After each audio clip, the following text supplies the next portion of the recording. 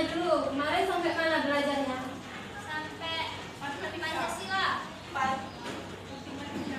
Ya, hari ini kita belajar tentang tema 4 hak dan kewajibanku sebagai warga negara. Nah, sebelum belajar kita tepuk semangat dulu biar semangat. 1, 2, 3. Tepuk semangat.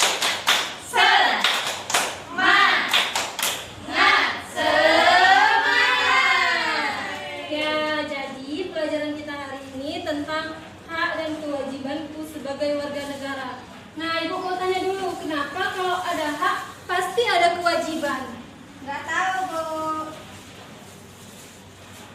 Yang lain ada yang tahu nggak? Tidak. Saya, Bu. Ya, silakan. Karena hak dan kewajiban merupakan dua hal yang saling berkaitan. Keduanya memiliki hubungan kausalitas atau hubungan sebab akibat. Seseorang mendapatkan haknya karena dipenuhi kewajiban yang dimiliki. Iya. Jadi, hak dan kewajiban itu diartikan sebagai bentuk kebenaran, kewenangan, kepemilikan, derajat, kekuasaan, dan wewenang yang menurut hukum. Sedangkan kewajiban itu ialah sesuatu yang diwajibkan dan sesuatu yang harus dilaksanakan atau keharusan.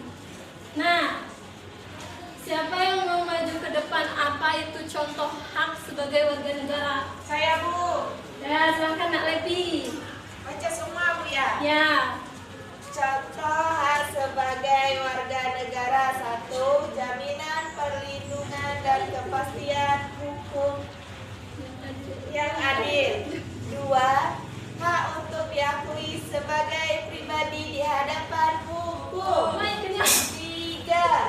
Hak untuk tidak dituntut atas dasar hukum yang berlaku surut. 4. Hak untuk diadili menurut hukum tanpa diskriminasi. Ya, jadi contoh hak dan kewajiban sebagai warga negara itu yang pertama yaitu jaminan perlindungan kepastian hukum yang adil, dan yang kedua hak untuk diakui sebagai pribadi di hadapan hukum, dan lain-lain. Nah, selanjutnya ada kewajiban di sekolah.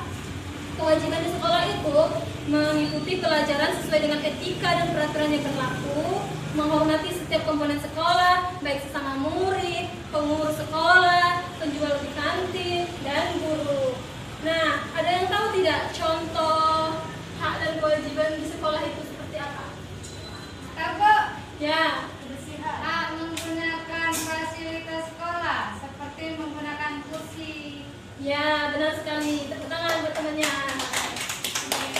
Ya, jadi hak di sekolah itu yang pertama yaitu hak menggunakan fasilitas sekolah, yang kedua yaitu hak menerima pelajaran dari guru, dan yang ketiga itu hak mendapatkan perlindungan dan keamanan, dan yang terakhir itu hak ikut organisasi sekolah. Nah, selanjutnya ada contoh hak di rumah. Siapa yang mau maju ke depan untuk membacakan contoh hak di rumah? Aku. Ya, silakan Nak Elia. Hak di rumah: 1. Kebutuhan pokok terpenuhi. 2. Mendapat kasih sayang dan perhatian dari orang tua. Yang ketiga dan terakhir itu mendapat pelajaran hidup dan bimbingan belajar. Ya, selanjutnya ada kewajiban di rumah. Siapa yang mau membacakan kewajiban di rumah? Saya, Bu. Ya, silakan Kak Sri. Oke, teman-teman, kewajiban kita di rumah itu yaitu 1. Menjaga kerukunan dengan saudara kandung dan orang tua.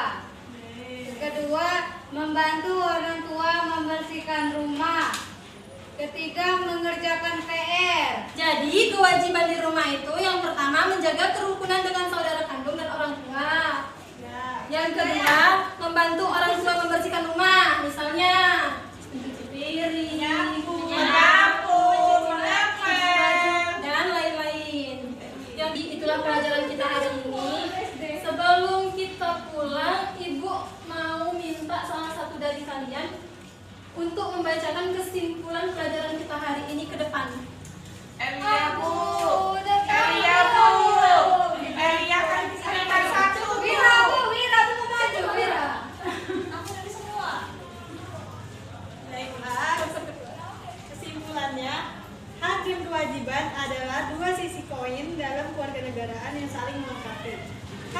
memberi warga negara kebebasan dan perlindungan.